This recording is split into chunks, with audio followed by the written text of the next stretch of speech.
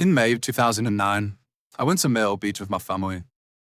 The first day was like any other typical family vacation.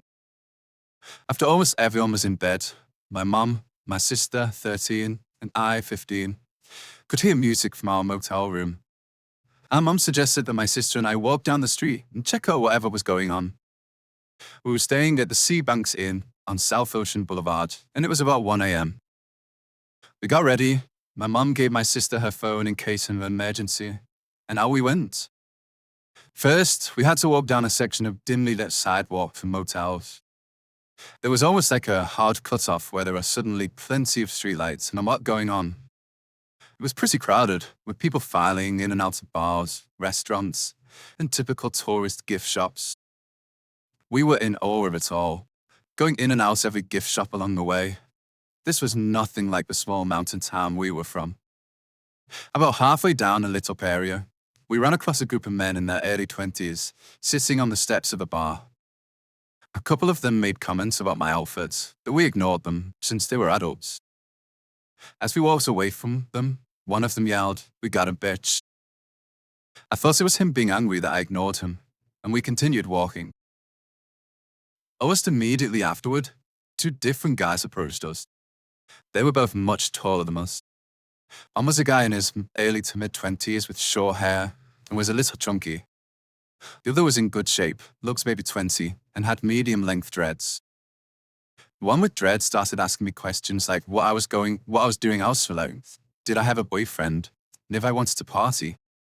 I just said that I was shopping, and that I was 15, so leave me alone. Stupid answer in hindsight. The chunky guy stayed a couple of steps behind the one doing talking at all times. They both laughed at my response and kept trying to talk to me. My sister and I were both clearly uncomfortable, so we walked away. They stayed where they were, so we didn't think much else of it. We walked down a little further and checked out another shop that was still open. My sister checked the chime on our mum's phone and realized it was almost 3 a.m.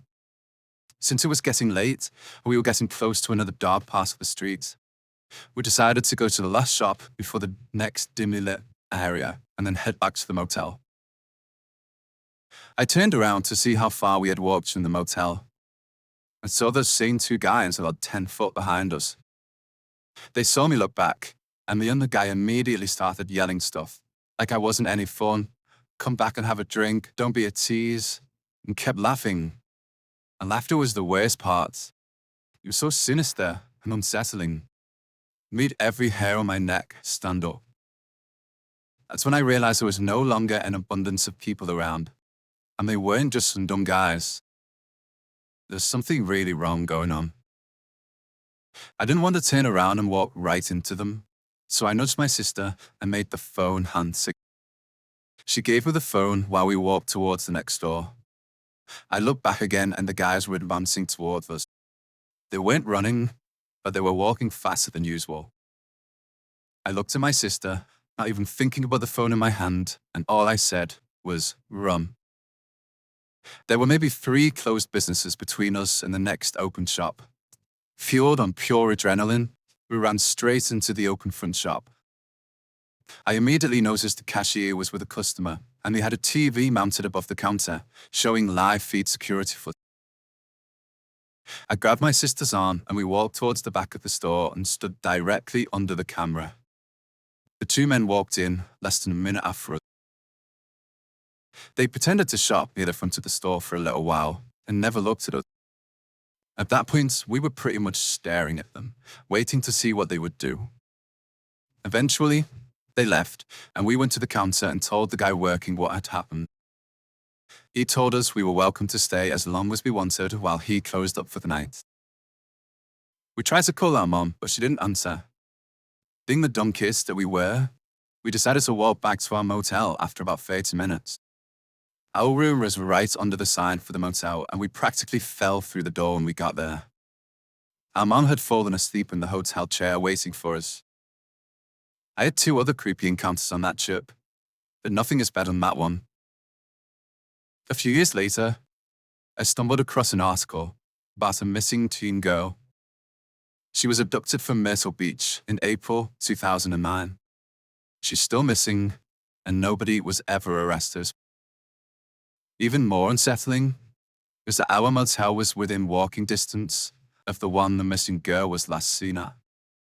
My sister also pointed out that the missing girl and I looked pretty similar, which freaked me out even more. After reading up on it, I saw that a 20-year-old woman was almost abducted around the month after we visited, in the same area that we had encountered those men. I don't know if my experience in those two cases were related or not. I still wonder if it was the same people, and think about how easily it could have been me and my sister. I really regret not taking a picture of them in the store or calling the cops.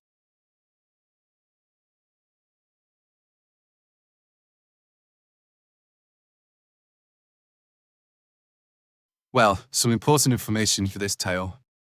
For any history fanatics out there, I live in an old as shit fishing town in East England, notorious for being haunted. Nearly every alley has a story, and a popular place for ghost hunters. Obviously, this is a real story that happened. This information just makes it a little creepier walking at night. Also, this was about 3 years ago. I was working at a big retail store in the UK. I was a night shelf stacker basically. Deliveries would usually come in about 8 p.m, and I would work until around 2 a.m, putting it away. Logging on the system, blah blah. Anyway, some nights the deliveries would turn up later, and I would work later. Good money. I had no priorities, whatever. The night this happened, the delivery turned up late, at 10 p.m. This was a ball ache for a lot of us, since we knew we would be leaving later than usual, but the general consensus was again, good money, whatever. So we didn't end up finishing up until about 3:30 or 4 a.m, sometime around there. I usually biked home, so this was no trouble. Finished up with the other guys, and I had a cigarette as the various people left in cars and their own bikes, which was usually the case. I then proceeded to hop on my bike and start on the journey home. I got maybe 20 feet before I realized my tire was flat. Great. I thought what should be a 10-minute bike ride would now turn into a 30-minute walk in pitch black street. The streetlights turn off at midnight here, except for main roads. So off I went, walking with my bike, and the first 20 minutes of the journey went fine. Then I started feeling strange. It was rare I feel superstitious, but something just sat wrong all of a sudden. I was walking on a main road, lights on, and went past the town's college. It was 2 empty medium-sized car parks outside and a large bike shed, but always had a light inside for some reason. My home was literally around the corner from the college, so I tried to shrug off the feeling as I was almost home, but it was definitely more checks over the shoulder. I strolled past, ike in hand, when I heard something weird. Whistling. It was slow, and it made the hairs on the back of my neck stand. I came to a realization after my friend showed me the Reddit comment called The Whistler, that it was the exact whistle in the video he uploaded. So this just makes it weirder for me now. I immediately spun my head towards the source, the bike shed, and what I saw was a girl. She must have been a teenager. A head was poking up from a wall next to the bike shed, about 100 feet from me. Her hair was dark because she was silhouetted by the light of the bike shelter, and her eyes were dark. As soon as I saw her, she darted down as if hiding. Bear in mind, I had seen no one else this night. Not many people wander around at 4 a.m. in winter in a small town. I felt creeped the fuck out immediately and started to walk a lot faster with my bike towards home. As I kept peering back and walking, I saw her pop her head up once more and dart back. As I got out of view of the college, I turned into my pitch-black road. There was a single lit street lamp that could be seen behind me on the main street, and I saw something even weirder. It looked like an older man, 50s or 60s, standing slightly to the side of the street lamp, as if he was trying to stay out of sight.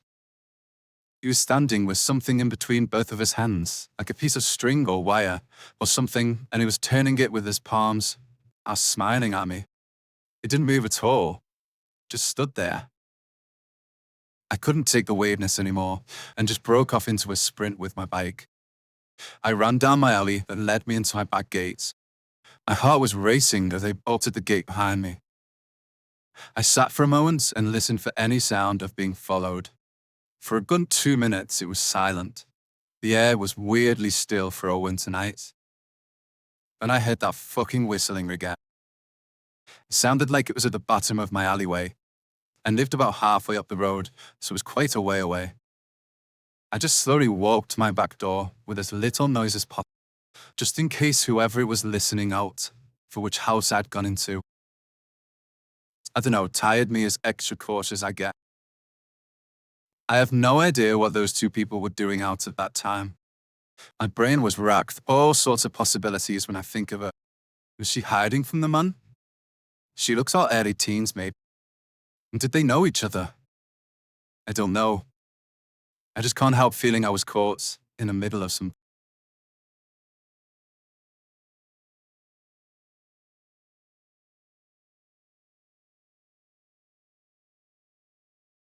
4/10/21. I work part-time at a grocery store, and I usually work the closing shift. About 30 minutes to close, a lady comes to my register. She's polite, friendly, and seemed very normal. She pays for her groceries. I hand her the receipts. She leaves. Seemed normal to me. About 10 minutes after we close, I'm headed out to my bike. But she stops before me. I leave the store, claiming that she had left her phone inside and that she needed to get it. She hadn't left her phone. It would have been at my register, and I had thoroughly cleaned her, as well as its surrounding area before I clocked out. But I offered to go in and check anyway, because maybe it had been dropped on the floor. I wanted to go home, and luckily my manager offered to call her phone, so I headed to my bike to get going. The moment I take the lock off my bike, she drives over to me, making small talk. It's a bit weird, seeing as I'm clearly trying to get home, and she doesn't know me at all. She tells me that I have a cool bike, asking me where I got it. I explain to her that it's electric, and that I just got it from Amazon. She tells me that she didn't know they made electric bikes, but then tells me a few minutes later how she's been looking to get an electric bike for a while now. She asked to take a picture of my bike, and then suddenly asked me why I was still wearing a mask, going on how about it could give me a sinus problem. I decided not to take it off, since she's taking the photo, which I noticed the camera is aimed more so at me than my bike, even though I stepped away so that she could get a better view of the bike itself. Unknown to me, my manager and another worker were watching this whole interaction. And after this woman left, went over to me and asked if I was okay. I didn't really think much of it, telling them that it was fine and that all she wanted to know about was my bike. I headed home, but on my way, I thought a bit more about the interaction. She came back to the store claiming to have lost her phone, but had it on her the whole time. She took a picture with it. She kept repeating my name in our conversation as often as she could, almost like she was trying to memorize it. She took a photo of me as well as my mode of transportation, all while trying to get me to take my mask off right before taking it, as if to be able to see my entire face. Sort of creepy. Even weirder was when I turned back to the store to see if she was still there, and I saw a police car, which, after leaving the parking lot, turned on its sirens and sped off in the direction of the lady that left it. Maybe I'm overthinking, but this interaction just seemed really strange. Anyway, let me know if you think I'm overthinking things, or if you'd be creeped out too. Edit. Thank you for all replies. I figured I should add it in more general info so you can get a better idea of the situation. I'm a college-aged male and live in a safe area. I had never seen that woman before that night. My co-workers hadn't ever seen her before either. Update 4/12/21. I was called in earlier asking if I'd be available to close tonight. I'll let everyone know if I see her again. Update 4/12/21. Worked a couple hours tonight and closed. No sign of that woman, and nobody saw her last night either. There was a man who came in around the same time she had, 9:30. It was hanging around the store until I left, around 10:10. He was standing there at the front, and then went over to his bike after myself and the other employees left the store. I got on my bike and made eye contact with him before leaving. He left a little bit after I did, but as far as I could see, he wasn't following me.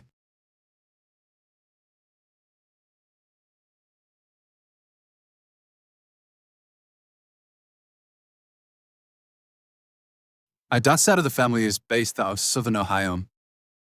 Once every year or so, my parents and I would make the 6-hour drive to visit my grandma and my old dad's old friends. I dreaded these trips because of the excruciating boredom that was always involved. I was just a 7-year-old kid, an only child at that, with strict Catholic parents who refused to buy you a Game Boy. So I would jump at every chance to entertain myself. This usually meant going to the store with my mom or tagging along when my dad went to see his friend. One of my dad's friends, who we'll call him Dave, and 2 boys, Henry and Sean, both a few years older than me. When my dad went to visit Dave, I would be expected to go join in on whatever the boys were doing, which was mostly sitting in the basement playing some first-person shooter game on the big screen. On one of these occasions, I was getting bored of watching Henry and Sean shoot NPCs, so I suggested we play hide and seek. Henry agreed, but Sean demanded that we play with all the lights off. I was still afraid of the dark, so I whined about it. But Sean pulled the "It's my house" card, which is insurmountable as a kid. Henry and I found our hiding spots, and the lights went off, and Sean began to count. 1, 2, Freddy's going to get you. This was unsettling. After that, there was silence, and I waited. It wasn't long before the adrenaline started to build. I had felt the superficial disquiet that children feel in the dark many times before. But in this moment, I felt the full weight of terror. I knew in my whole heart that something was going to happen to me if I was found. I didn't know how long I stayed in my hiding spot, but eventually I was seized by survival instinct and bolted to the top of the stairs, where light shined through the crack at the bottom of the door. I yelled, "I don't want to play anymore," after being chided and called a baby. I was led upstairs to Sean's room with the promise that we were going to find something else to do. I didn't care what it was. I was just glad to be out in that basement. We entered Sean's room and Henry closed the door. I stood there, watching Sean dig through a drawer. In my head, I was looking for a game we could all play. I was wrong. He suddenly produced a large knife. He proceeded to open it, smile, and say, "I love staring the shit out of civilians." He then started inching towards me with the knife in his fist. I backed up against the wall and started to panic, my face contorting and tears welling up. I began hyperventilating for the first time in my life. Henry stood to my left, blocking my only way out. "Fortunately," he said, "you're making it cry, let it go," and opened the door. I ran as fast as I could into the living room and sat down by my dad's feet, still shaking and tearful. I didn't tell on Sean, fearing he'd try to get back at him for her. My dad didn't even notice the state I was in. He was absorbed in the episode of Cops that was on TV. I was thankful we drove away from there. Years later, I was talking with my mom, and the subject of Dave and his family came up. I recounted the story, apparently for the first time, and she told me she knew all along that Sean wasn't mine. She said one night, when our families were together having a bonfire, Sean caught a little frog. He began throwing it up in the air and letting it slid to the ground. Once he got bored with that, he started dangling it over the fire. My mum told him to stop, so we paused, looked it dead in the eye, and threw the frog in the fire. My mum said she'll never forget the sizzling noise the frog made as it was engulfed in flames. It's been years since our families have contacted each other. I think about Sean and Henry often. Part of me wants to check the Ohio criminal database and see if Sean has a record. He wouldn't surprise me. So Sean, knife-wielding hillbilly kid, let's never meet again.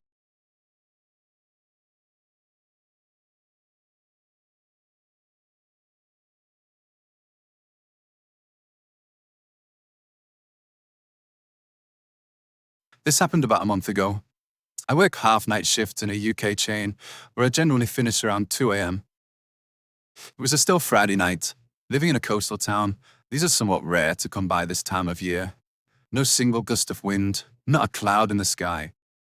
I finished my last cigarette before the peaceful moonlit bicycle home. And so I thought. Now I should note that I have had many issues biking home at night before, so I had known from previous experience to just stick to the main roads where the streetlights remain illuminated, guiding me home through a troubled town. So that's what I did. Kept to the main road, then followed it up to a steep incline that passes by a large park known and loved to the town. When I say park, I mean a fenced-off, big fuck-off field type bastard, with a children's play area, slides, swings and shit, and a little car park. The park is completely dark as usual, but the only exception is a pair of car headlights that are clearly parked to the child's play area. Must have been at least 200 meters away from me, biking on the lit road that runs past it. Flippin' big park. The road is quite steep, and I'm putting the deltoids and the glutes and the fruits to good work, pushing up this big bugger, when I start hearing a shouting towards me, coming from the car. It is far away, so it sounds like unintelligible hooting and grunting. One clearly was a bloke, and another clearly a woman by the pitch of their voices. I think nothing of it, as they are clearly not cries for help, more just likely just a couple of crazy kids up to no good, making mischief. I ignored them and carry on pushing up the road.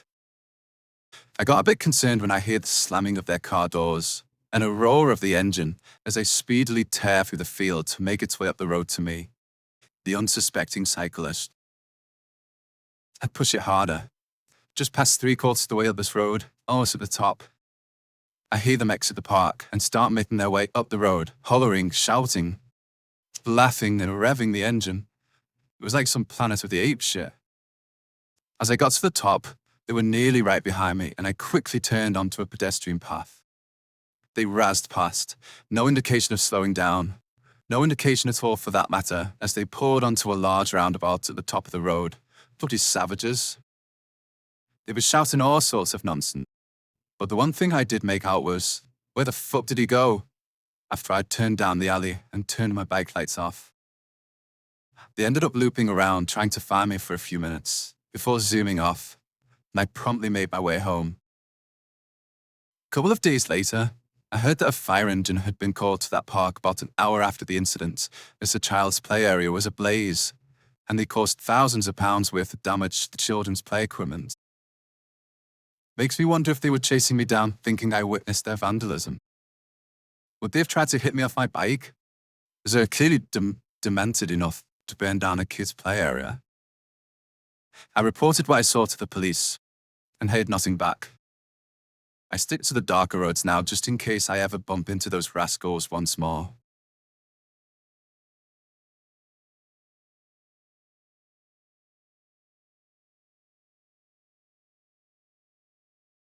I sat in a wooden bar stool behind the register in the nastiest gas station I've ever seen, before or since. It was my third night in a row on the graveyard shift, despite my constant pleas for daylight hours. At night, the place became purgatory. No matter how hard you'd scrub or how many times you'd mop, a thick film of filth remained on every surface. I would go hours without seeing a single car drive past. I often questioned if the rapture happened and I was the only one left. We were stones through from another 24-hour gas station franchise. It was cleaner, properly lit, and had an equipment update within the last decade. Needless to say, I had a lot of downtime. It was midnight. I had 6.5 hours to kill. I was reading from the first volume of Johnny the Homicidal Maniac and doing my best not to look at the clock. As I would soon learn, I was being irresponsibly unaware of what was going on around me. Out of the corner of my eye, I saw a brown wood panel station wagon pull up to a pump. 2 men exited the car and walked inside. One looked older. He was wearing a leather jacket, the same shade of brown as his vehicle. The younger guy was close to my age. He wore a faded Carhartt coat and work boots. Both were covered in a layer of dirt or dust that suggested recent manual labor. These were country gentlemen. I greeted them and asked what I could do to help with. They told me that they're not interested in buying anything, but they had to stop by and make sure everything was okay here. I was appreciative, albeit visibly confused. The younger man asked me, "Did you know you're being watched?" as he subtly gestured outside. Sure enough, I saw the dark outline of a man standing completely motionless near a streetlight. None of his features were visible, but I could tell he was staring directly at us. The older man said they'd been driving around about 45 minutes earlier and almost hit him as he was standing in the middle of the road. He theorized the man was possibly on drugs. They decided to take the long way home that night to see if the guy was still hanging around. Mind you, this was 45 minutes after they almost ran the guy over. Had he been watching me the entire time? I looked outside again to find he hadn't moved a muscle. He was positioned on the border of the streetlight's illumination. I noticed his jaw was moving, like he was saying something. I asked the younger man to lock the deadbolt on the front door, literally my only line of defense in this situation. They both agreed to wait with me in the store while I contacted the police. Until that moment, I maintained composure, trying not to make obvious that I felt extremely vulnerable. Here I was, at the mercy of three complete strangers, hoping the two I had in front of me were genuine there to help. When the dispatch operator confirmed they had 2 units on the way, I felt safe enough to end the call. I thanked the 2 men profusely, and they walked out the door. After pausing for a moment, they turned around and came back inside. The younger one plainly stated, "Lock the door, he's coming this way," then immediately ducks back out the door so I can lock myself in. As I flipped the deadbolt into position, I could see the dark figure moving toward the building at an intentioned pace, making it across the parking lot in about 10 strides. He tried opening the door, but found it wouldn't budge. He asked the older man, "Where did the girl go?" who then tried to buy me some time by saying I was in the bathroom and I'll be back in a minute. So this man, this possible assailant, walks around the corner towards the bathroom door and disappears behind the building. Of course, we didn't have cameras outside to keep employees safe on the job. The only 3 working security feeds happened to all be trained exclusively on where the cashier would stand. It felt accusatory. It was at this point when real fear began to set in, and I lost control of my composure. This unidentified man, who had apparently been watching me for close to an hour, was now laying in wait for me to exit the bathroom. I started to hyperventilate as thoughts of what his motivation could be. Had he been watching me before tonight? Was my store chosen at random, or did this guy come here because he saw a small female at the register? Was he actually on drugs? Or was he just mentally unstable enough for it to appear that way? Did he have a weapon on him? Or did he plan to use his bare hands for whatever he was going to do? I peeked out the window and saw the 2 gentlemen exchanging glances and muted discussion on how to proceed from there. Thankfully, a local police SUV tore down the street and into the parking lot of the building next door, turning on his flashers and quickly coming to a stop. As soon as I was absolutely sure the man was gone, I sat on the curb outside, sucking every last drop of nicotine out of my cigarette I held in a trembling hand. As if I telepathically summoned her, my phone rings with a call from my best friend. She said she was thinking about me and thought she would call to see what's up, since she knew I would be bored. All I could respond with was, "Get here now." 20 minutes later, all my roommates showed up in a pickup truck and stayed with me long enough to feel comfortable again. As anticlimactic as this ended, it could have definitely been a lot worse. I could have been robbed, raped, or murdered, or all 3. All because I wasn't paying attention. I'll never know the true will of that dark figure under the streetlights. Maybe that's for the best. I don't think I could easily get past knowing what could have lied in store for me. And I wish I could have gotten one of those gentlemen's contacts in for me, so I could send a beef jerky bouquet or something manly that says thank you. So, dark thing under the streetlights, once you're out of the clink, let's never meet.